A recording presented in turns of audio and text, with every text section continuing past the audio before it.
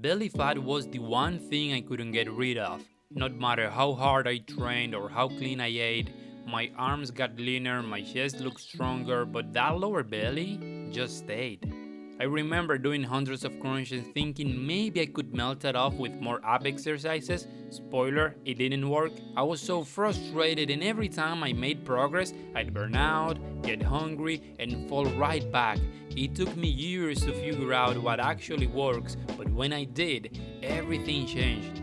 In this video, I'm breaking it all down. By the end, you will have a good understanding of how fat loss actually works, and you'll be able to finally get rid of your belly fat. Let's begin. Here's the thing, belly fat isn't just regular fat, it's often the last to go, and for good reason. Your body stores it around your organs as a kind of emergency reserve, especially if you've been through long periods of yo-yo dieting or stress. So if you've been struggling with stubborn belly fat, it's not because you're lazy, it's because your body is trying to protect you. And that's why doing more crunches or starving yourself will never work. To actually lose belly fat, you need to understand how your body prioritizes fat loss, and that's exactly what this video is gonna show you. Let's get one thing out of the way. You cannot target belly fat with ab workouts. That myth has been around forever and it's completely wrong. When you burn fat, your body decides where it comes from, and unfortunately, it doesn't start with your stomach. Fat loss happens in layers. For most people, fat comes off the face, arms, and legs first, and the belly is usually one of the last places to shrink. That's why you might start seeing veins in your arms but still have love handles. It's normal, so if you're doing 100 sit-ups a day hoping to burn belly fat, you're just building stronger abs under the fat, and that's why you're not seeing the results you want.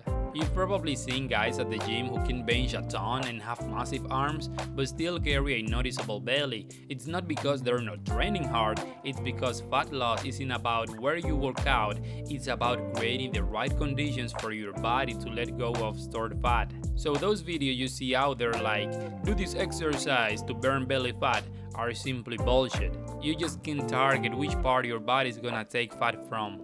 Somebody once shared this analogy with me. He said, Henry, think of it like draining a pool. You don't get to choose which part empties first. Your body follows its own order. The belly is usually the last in line.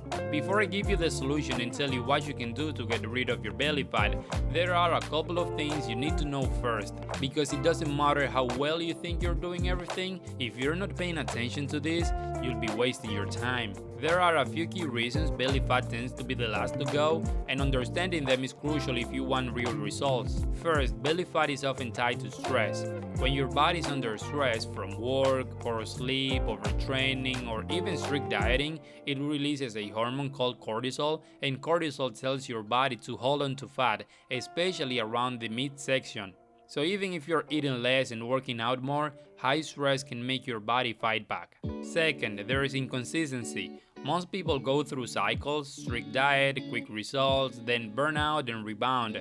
That on and off pattern teaches your body to defend fat storage, especially in the belly. And finally, there is the type of food you're eating. You can hit your calories, but if your diet is full of ultra-processed foods or low in protein, your body won't respond the same way. Blood sugar swings, inflammation, and cravings all make fat loss harder than it has to be. Bottom line, if you've been doing everything right, you're in a calorie deficit and your belly fat still won't budge, it's probably not your effort, it's your strategy. Everything changed when I stopped trying to outwork my belly fat and started working with my body instead. I focused less on chasing a six-pack and more on creating the right environment for fat loss to actually happen. Here's what I did differently. First, I got consistent. Instead of crash diets, I picked a way of eating I could stick to every day, even on my worst days. That alone helped my body stop panicking and holding on to fat. Second, I focused on total body training. Instead of blasting abs every session, I trained big muscle groups, legs, back, chest, which helped me burn more calories and boost my metabolism long after the workout. And most importantly, I managed my stress.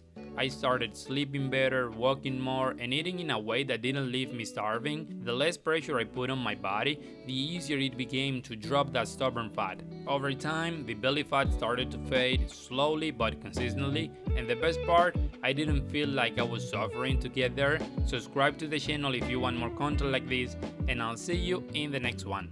Goodbye.